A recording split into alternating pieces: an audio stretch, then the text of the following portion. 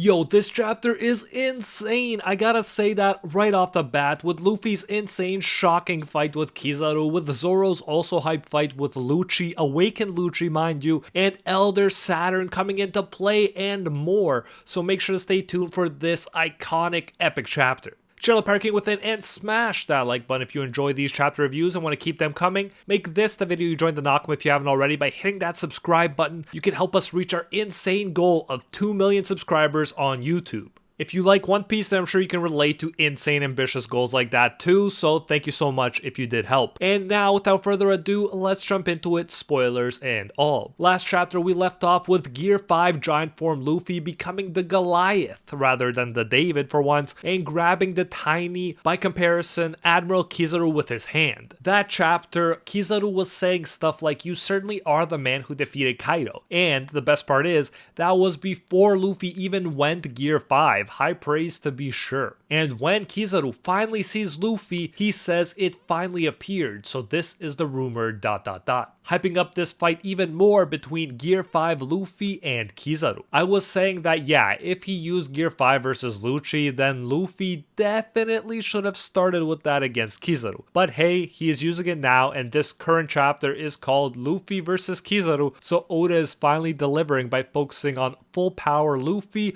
versus full power Kizaru. So the chapter starts with Kizaru getting spun around by Luffy. Kizaru's expression is unchanged and he's very calm. I mentioned this in the last chapter that it was notable how everyone's eyes popped out like in Bugs Bunny except Kizaru's. And here again, Oda is focusing on Kizaru's calm and unchanging face. Again, this may be teasing the fact that Kizaru can use his own mastery of Haki to counteract the effect of Luffy's Toon Force to an extent. So then we cut to the control room and Vegapunk decides to go to Fabirio phase with Sanji and Atlas. Definitely glad to see someone like Sanji with Vegapunk, a good move to be sure. The group wants to save Bonnie, and of course Sanji wants to do that, but also to change the pacifista's orders with the authority chip. And I love this part, we're told Vegapunk will use his own vehicle, the Vega Tank. And that sounds like Vegapunk's own Batmobile, very cool. Now this next part is very interesting. Vegapunk refers to Bonnie as a little child. He talks about her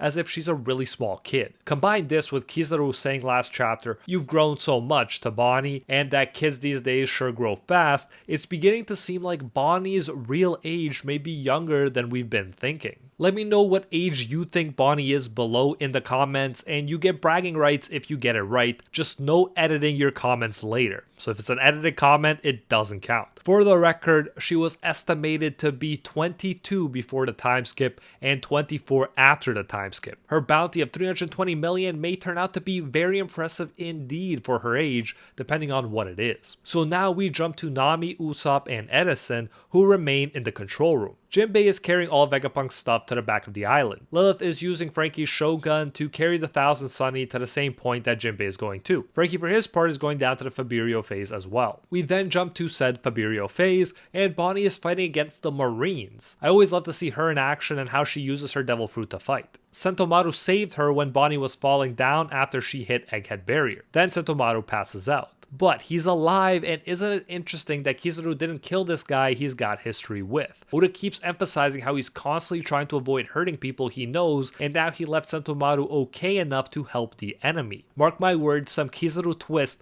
may well be coming very soon. We then cut to something I'm so glad Oda did, Zoro versus Lucci. Part of me was very underwhelmed after Kaido and King that Luffy was fighting Lucci and that Zoro was fighting Kaku, Awakened Giraffe or not. But this matchup I can get behind. Interestingly, Zoro's swords have flames on them, we're told, and Lucci, paying respect to our Zoro, is using his awakened form. Thankfully, Kaku does not appear in this chapter, which makes sense. Hopefully he's still in his bubble and stays there throughout this conflict. I don't even want to see Sanji taking him on, if we're being honest. Zoro says some hype stuff here, stuff I've been thinking and hoping to see. He says to awaken Lucci, with this level, you won't get to fight our captain. And Lucci doesn't put Zoro down at all. In fact, he says, it is worth killing the number 2 of a Yonko's crew. End quote. So I'm glad to see Lucci is showing respect to Zoro, and I can't wait to see Zoro crush him. because you know that's gonna happen. Some misled people in the comment section were remarking that Luffy Gear 5 didn't do so well against Lucci and then ran out of steam and turned back into his melting looking form, but in reality, he was outclassing Lucci, and then when he no longer needed to fight, he released a transformation. We already know from Kaido